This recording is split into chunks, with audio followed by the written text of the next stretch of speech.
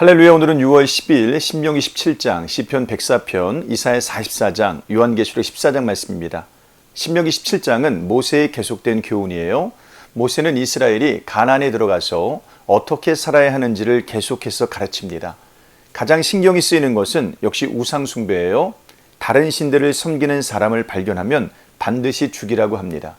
또한 판결이 필요한 문제는 재판장이나 제사장을 찾아가라고 말합니다. 그들의 판결을 겸손히 받되 만약 받지 않으면 죽이라고 합니다. 질서를 강조하고 있는 거예요. 혹 왕을 세우고자 할 때에는 몇 가지 지침을 꼭 지켜야 했습니다.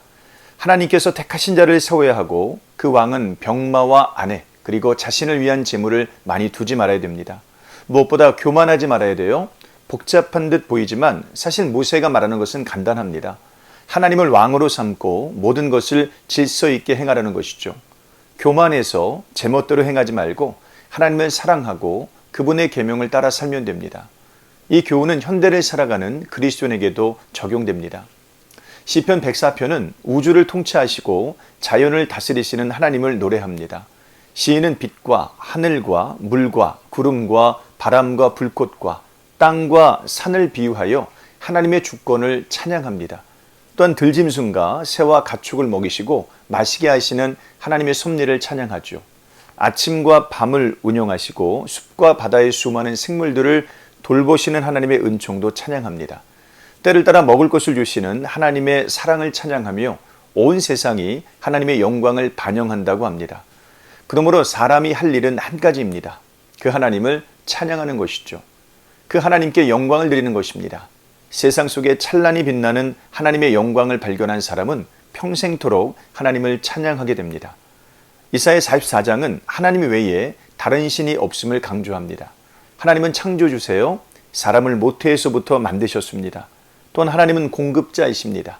사람에게 필요한 모든 것을 공급하여 주셨어요. 하나님 이외에 다른 신은 없습니다. 오직 하나님만 사람의 반석이 될 수 있습니다. 그러나 사람들은 창조주시요 공급자이신 하나님을 따르지 않고 스스로 만들어낸 우상을 섬깁니다. 구원을 베풀 만한 힘이 없는 우상을 왜 따르는지 이해할 수는 없지만 사람들은 이 무익한 일을 열심히 합니다. 하나님은 우상을 숭배하는 자들을 따르지 말고 당신에게로 돌아오라고 말씀하세요. 하나님만 구원을 베푸실 수 있기 때문입니다. 너는 내게로 돌아오라 내가 너를 구속하였음이니라. 22절 말씀이죠. 요한계시록 14장은 어린 양을 찬양하는 성도들을 보여줍니다. 어린 양이 시온산에 섰어요. 예수 그리스도께서 왕으로 나타나셨다는 뜻이죠. 그 앞에서 택함받은 자들이 새 노래를 부릅니다. 그때 첫째 천사는 심판을 두려워하며 창조주 하나님을 찬양하라고 외칩니다. 둘째 천사는 큰 성 바벨론이 무너졌다고 외칩니다.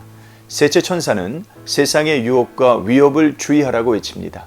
그들이 이렇게 외치는 이유가 있어요. 성도들의 인내가 여기 있나니 그들은 하나님의 계명과 예수에 대한 믿음을 지키는 자니라. 10절 말씀이죠. 이 구도를 잘 기억해야 됩니다. 세상은 여전히 성도들을 위협하고 유혹하는 중이에요. 그러나 세상은 끝내 멸망당하고 말 것입니다. 그리고 예수님께서 왕으로 이 땅에 오실 것입니다. 그러면 성도는 이 세상의 위협과 유혹에서 끝까지 믿음을 지켜내야 됩니다. 하나님을 믿고 의지하며 찬양해야 됩니다. 요한계시록은 이것을 가르치기 위해 기록된 책입니다. 오늘 하루도 승리하시기를 주님 이름으로 축복합니다. 고맙습니다.